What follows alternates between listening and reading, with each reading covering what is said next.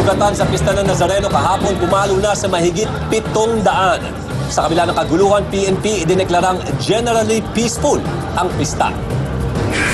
Kaskaserong jeep sumalpok sa isang bus sa Quirino Highway. Mga pasahero tumilapon. Driver ng jeep, critical ang kondisyon. Lasing na muntik nang makasagasa ng bata, binugbog ng taong bayan. Lalaki reresbak pa sana gamit ang lagari, kaya binugbog siyang muli. Matapos masalanta ng frost, probinsya ng Benguet, tatamaan naman raw ng matinding pag-ulan. Mga residente double time sa pag-aani ng pananim. Sa Action Abroad, hotel na sobrang liit na mga kwarto, binuksan na sa China. At sa showbiz action, Piolo Pascual, may ipapakilala na raw na babae sa kanyang mommy.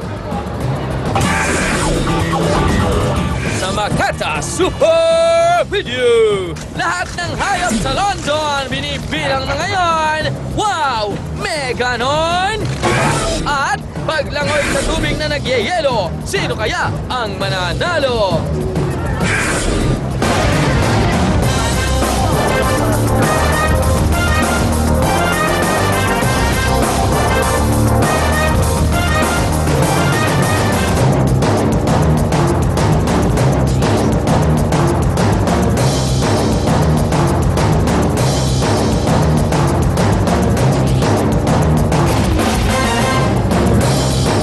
Pilipinas, magandang gabi. Ngayong 10 ng Enero. Ang mga maaaksyong balita.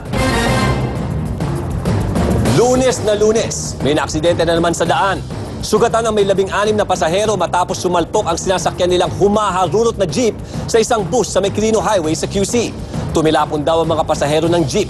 Critical naman ang kondisyon ng kaskaserong jeepney driver. Ikwento mo, Erica Tapalya. Hile-hilera sa emergency room ng East Avenue Medical Center ang may 16 na sugatang pasyenteng ito. At yan ang latest aksyon sa showbiz, Laila Chicadora, News 5. Ikaw, sino papakilala mo? Wala pa. Speechless. Ayan po ang 45 minuto ng maaaksyong balita. Mga balitang pundasyon ng matalinong opinyon at konkretong solusyon. Dahil higit sa balita, aksyon. Willing-willing na.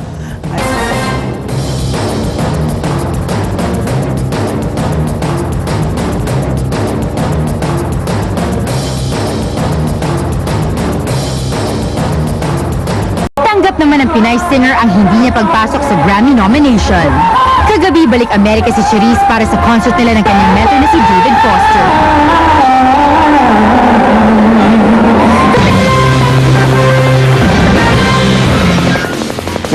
Tayo na pala. Oo, tayo na. Meron pang panalo sa ano ni Wala na. Naubos na yung star. Yung kaninang headline natin tungkol sa mga Pilipina na ginagamit ng sindikato at nahuli nga ibang sindikato, di ba? Puro mga Aprikano, puro mga itim. Ang modus operandi talaga nila, meron silang mga girlfriend na Pinay. Ito ngayong Pinay na ito ang nagre-recruit ng kapwa Pinay. Pero hindi dito karaniwan nagsisimula. Although lately, meron na rin dito nagsisimula. Ang nagtataka tayo, bakit lumulusot sa airport natin at nadadala pa sa abroad at doon sila nahuhuli. Pagpalabas ka yata, medyo ano sila di ba? Medyo maluwag pagpalabas. At yung modus operandi nga daw, itinatahi yung cocaine doon sa loob ng inseams ng bag. Pinakita yan ng PDEA sa amin. Sa loob ng bag? Sa loob, yung parang lining ng bag. Okay, Itinatahi yun, kaya kahit halongkatin mo yung bag, hindi makikita. May hina pa iba pinalululon, di ba? May nangyari sa China niyan, kinento sa akin ng embassy nung nandun ako, dinulon, di ba? Nasa plastic, sa loob ng kwan. Pumutok ngayon. Patay. Patay ang Pinay. So dito talaga bottom line yung babala sa mga kababayan natin, lalo na sa mga Pilipina. Yes, Dahil sila ang ginagamit. yun daw medyo friendly ang Pilipina, magaling mag-English, marunong mag-English. At yung hindi kagustuhan makapag-abroad. Yun ang una-unang pain At saka yung bayad sa'yo, $1,000 to $2,000. Ang kapalit mo naman, buhay mo. Hindi ako naniniwala na hindi nila alam na delikado yung daladalhin nilang produkto. Alam nila yung kapit na lang sa patalin yan. Well, mahirap yung kapit patalin sapagkat 687 sa buong mundo, karamihan mga Pinay. At 78 dito na sa death row. Yung 6 sa China ay final na decision. Ganun na. Oo, Ayan, nako. death. Yun ang kapalit. pinaproblema ngayon ng ating bansa. Sapagkat ang problema ay ang kaso, drugs. Paano mo ngayon lalakarin? Napakahirap po. Ilagay sa posisyon sa gobyerno, di ba?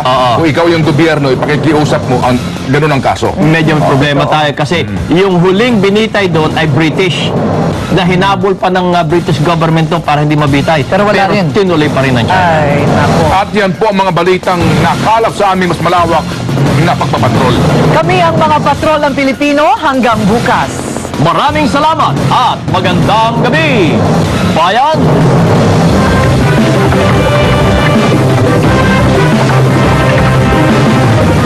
Mas pinagkakatiwalaan ng mas maraming Pilipino. ABS-CBN News and Current Affairs.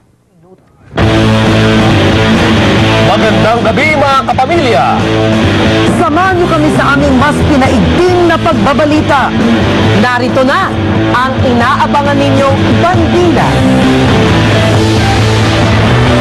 Bagong balita, mahigit 600 pulis sumabak muli sa training sa harap ng sunod-sunod na kaso ng pang-aabuso at kapalpakan ng ilang miyembro ng PNP. Kanina, bus drivers oobligahin ng pumasa sa TESDA bago payagang bumiyahe.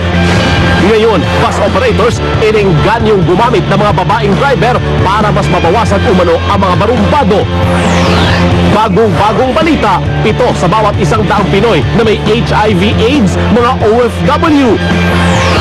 Bagong panukala para sa charter change, iyahain ng isang kongresista amyenda sa saligang batas gustong maipasa pagsapit ng 2012. Mga trabaho na dolyarang kita pero hindi kailangan lumabas ng bahay, alamin. Fans ng Facebook na bahala sa balitang magsasara na ang sikat na social networking site, Facebook, sinagot ang issue.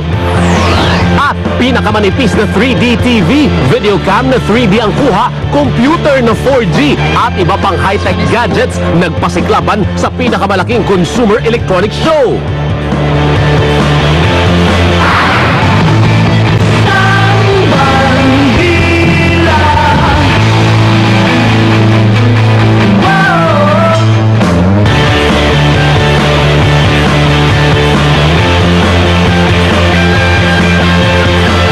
Sa mga balitang buha bandila, pinasabak muli sa training ang mahigit 600 pulis sa gitna na rin ng serye ng pagkakasangkot ng ilang kawani ng PNP sa mga krimen at kapalpakan.